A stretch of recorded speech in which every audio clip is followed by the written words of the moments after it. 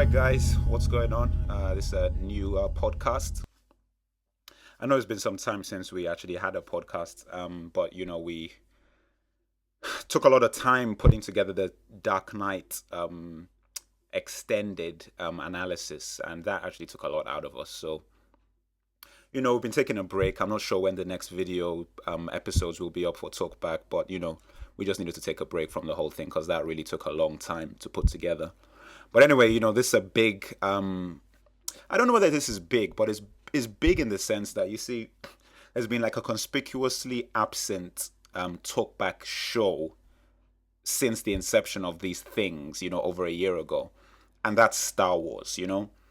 We've touched on everything else. We've done the big things: Batman, Superman, Spider-Man. Everything. We've done everything, but we haven't ever mentioned Star Wars. And there's a very serious reason for that. I thought this was a good time to bring this up because of the new Clone Wars Star Wars movie that's just been released by George Lucas. Basically, look, this is the basic idea. This is the Muck here speaking. Have Hope is in here.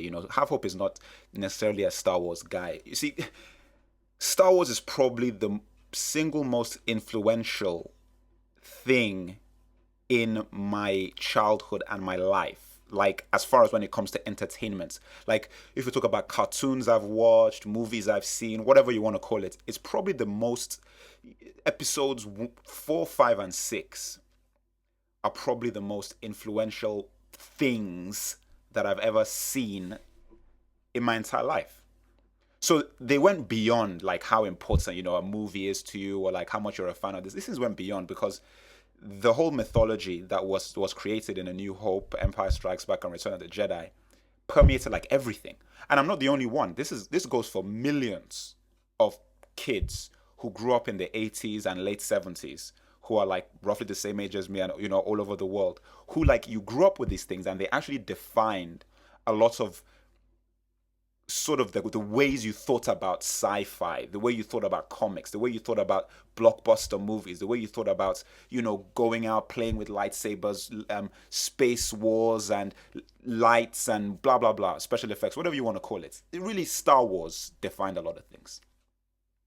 So, understandably, when the new things came out, I'm not going to go into detail about my thoughts because it affected me a lot, Suffice to say, when the new ones came out, Phantom Menace, Attack of the Killer Clones, and Revenge of the Vengeful Sith, it went beyond disappointment. I mean, this guy managed to destroy something that I thought was actually indestructible.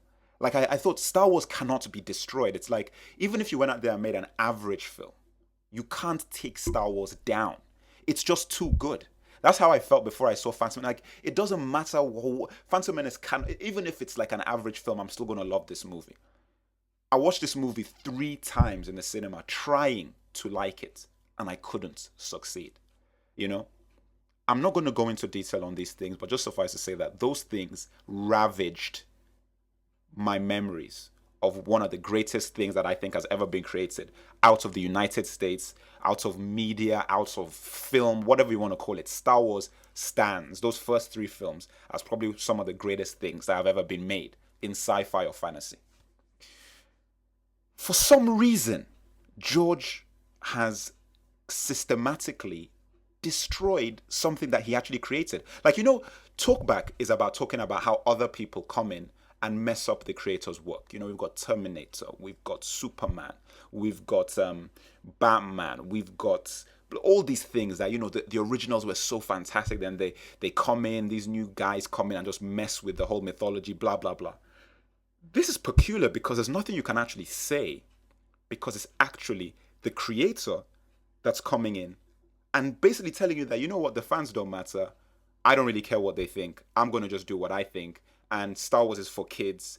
It's just a bubblegum western that you just have fun with, blah, blah, blah, blah. And to me, it's very insulting. It's actually very insulting because there's an argument that a lot of people have brought up saying that, he made it, so he can do whatever he likes with it, and you just have to either accept it or get off the boat. Now, that method of psychology and reasoning actually doesn't make sense. And I'll tell you why it doesn't make sense. It's very simple. You see, George started off as like a nobody. He didn't have anything. He had no money. He had to scrimp and save, made THX. I think it was like a student film, was fantastic, very visionary. He got more money, remade the thing, you know, did Star Wars on a shoestring budget. You watch the making of this thing. It is unbelievable. Like, you're looking at a guy who was a true visionary. This guy was creating things with paper mache, miniatures. I mean, it's unbelievable when you look at how Star Wars came together. Now, something could have happened. People may not have responded to his movie, and this guy would have faded away into obscurity, never to be heard from again. By the laws of the world and by fortune, people responded to the first Star Wars film en masse, and this thing became a huge blockbuster hit. Now, the thing that I always tell people is that, listen, whenever somebody creates a piece of work, it is usually a case that it's like a symbiotic relationship that you have with your fans. It isn't as simple as you saying that, you know, you exist in a vacuum and the fans don't mean anything, because the fans make you and you give the fans what they want. You see what I'm saying?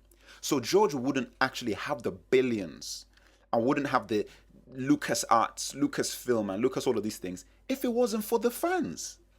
And I'm not talking about the fans who jumped on the bandwagon now. I'm talking about the guys like us who are like buying this stuff from like late 70s, early 80s, going and the toys, the books, going out to buy the DVD, the videos, Betamax, VHS. Every time you re-release these things, we had every single copy of Star Wars. We had it on all three on Betamax, had all three on VHS, had all of them, had them on, I don't think they came out on Laserdisc, but then DVD, you know, had everything. And it went the same for a lot of fans. That is the reason why Star Wars became the hit and blockbuster that it is, because people were really dedicated. There's the Force.net, which is like a website dedicated to this stuff.